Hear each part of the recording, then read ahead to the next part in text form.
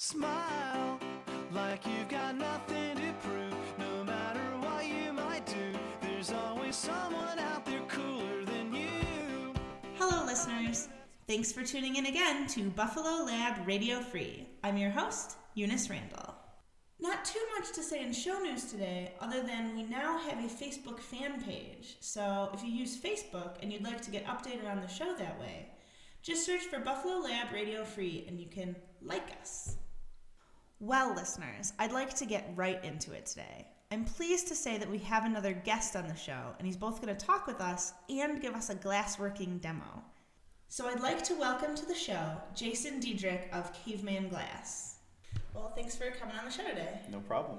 Can you give us a brief description of the process that you use to work with the glass? Basically, the general thing with borosilicate, which is what I'm working with, which is basically a type of Pyrex, is I start with a 25 millimeter tube, which is 1 inch, about a 2 to 3 millimeter thickness. That's kind of standardized with most glass blowers with borosilicate and stuff like this. You start with a tube, and what you'll do is you'll start with a 4-foot tube. You'll pull it into smaller pieces. You'll pull what are called points, which are like handles, which, as you see in the video, is what I use to hold on to the glass, the piece from afar, so I don't burn myself. So basically, for this guy, I took about a 2-inch piece. I heat it up. I heat all that glass up after I pulled the point, and I get it to about 1,000 degrees. I hold it there for at least about 20 minutes or so, just to be on the safe side. And then basically start heating it up, manipulating it, using other smaller pieces of rod, colored rod. In this case, I believe I use a 2 or 3 millimeter piece of clear rod on the sides to put the texture on the side, just for the beer mug itself. And then I use for the white, for the foam, I use a 7 millimeter white rod.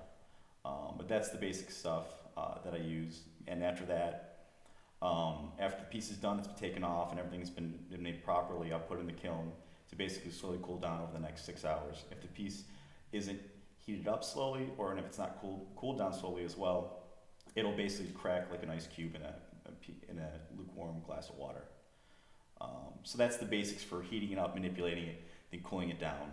So from a technical aspect, what kind of equipment do you use, and what kind of temperatures are you working with? The equipment I use is basically an oxypropane torch, obviously oxygen and propane. A lot of people think that it's an acetylene torch, an oxyacetylene torch, but there's too many carbon atoms in the acetylene. It's basically dirtier than propane. So I use the propane because it's a little cleaner as my main heat source, my main gas, my main fuel, and then I basically use the oxygen as a propellant, and it almost cleans it up because oxygen is just O2. There's no carbon or anything else like that. So I use an oxypropane torch and a kiln. My kiln heats up to, I hold it about 1,000 degrees, so that's basically where the glass is held at after I'm done working with it, and then it cools down slowly over the next 6 hours. The temperatures I'm working with, basically, obviously it starts room temperature, so it starts there. The glass starts to move, the borosilicate specifically starts to move between 1050 and 1150. That's how close it is to the heating elements, what kind of heating elements there are in the kiln. And that's basically that. The temperature for the torch, the glass, is generally, when it's molten hot, it's about 4,000 degrees is my working temperature. So I'd say my basic temperature is, once it's got up to 1,000 and I've got the flame on it and it's ready to be heated up and it's moving a little bit, it's pretty much about 1,500 to 4,000 degrees. Wow.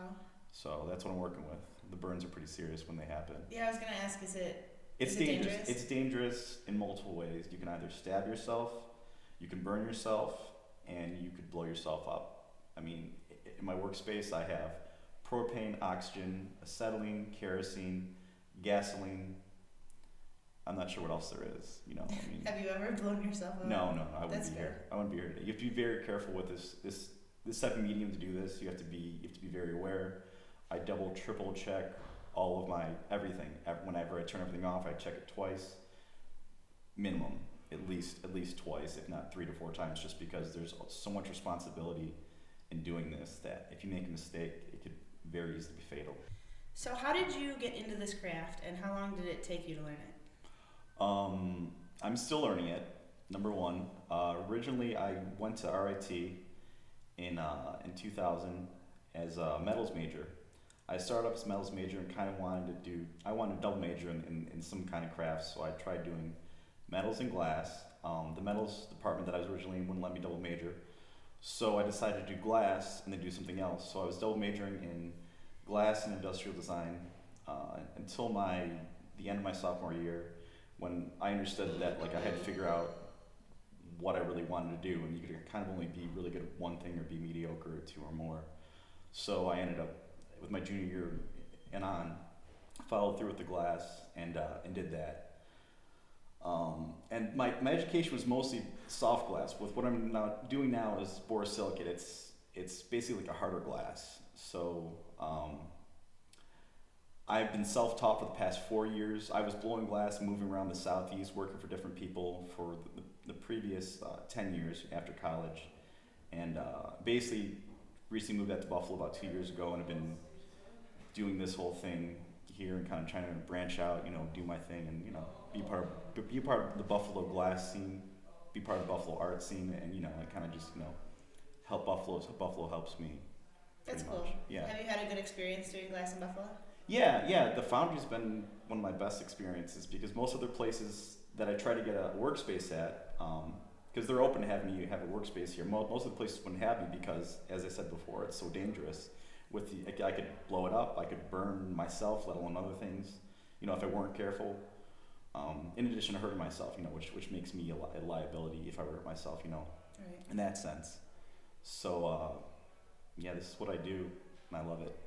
So what would you say differentiates you from other glass blowers in your technique?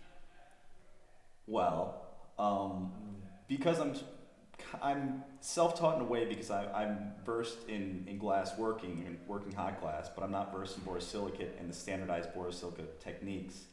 I kind of don't follow all the rules, and that's where I've got criticism from people before.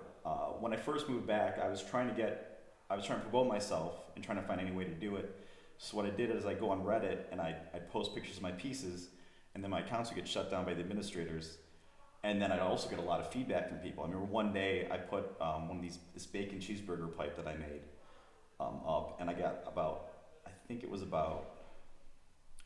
like 2,000 hits in one day, which was unheard of for me. But a lot of people also had bad things to say, because the way that I'm not following the rules is I don't heat things in all the way. What you're supposed to do is everything's supposed to be heated in. It's supposed to be nice and fluid. And if you want an example for the piece, right here. If you look at the white right there, the white's not heated in all the way. If you can fit a knife in between any of those spots, then technically it's not structurally sound. But the way I see it is that as long as you cool it down slowly and it's all hot before you put it away and it doesn't crack, then you're pretty much safe. You are safe. But a lot of people say you have to heat it in all the way because the glass is less likely to crack, or you're less likely to have any problems with it, basically. So that's kind of where I differentiate, and what makes me different from most of the glass blowers. I'm kind of not really following the rules, but my pieces aren't cracking and not breaking, so I'm getting away with doing things differently. That's cool. What kind of other pieces do you make? Like, how does the technique different for different kinds of pieces? That's a hard one. It's all different. It's all like, if I have an idea for something, then I go for it. I can make almost any animal, like pigs, flamingos, duck-billed platypuses, giraffes, bacon cheeseburger pipes, the beer mugs, sharks, dolphins, whales. I mean, there's really no limit. It's more so just like what someone wants, and if someone wants something, they can really work it out. Right. And this is the piece that we made in the demo, so I held it up earlier, but you can really kind of see that's what we were doing. Yes, ma'am. If you'd like to see more of Jason's work, or possibly buy something from him, you can look him up on Etsy, where the name of his store is Caveman Glass. He's also open to teaching people about glassworking and is hoping to do some lessons in the future at the foundry, so keep an eye open for that, or you can shoot him an email at jdederick@hotmail.com. Thanks again for tuning in. I hope you learned something interesting today. I know that I did. Have a comment about today's episode? We'd love to have Jason on to do another demo if we think people would be interested in that kind of thing. Have an idea of something you'd like to see on the show? Just want to say hi? Email me at eunice@blrf.org. This is a community-based show. We're always looking for new and different ideas and content. You can also follow me on Twitter at Radio Free Eunice, or on Facebook or Tumblr at Buffalo Lab Radio Free. So until our next broadcast, listeners, why not consider what kinds of cool new things you'd like to learn to make? And if you let me know, perhaps I can have them on the show. Take care. I know that's hard to believe, but there are people you meet. They're into something that is too big to be expressed through their clothes, and they'll put up with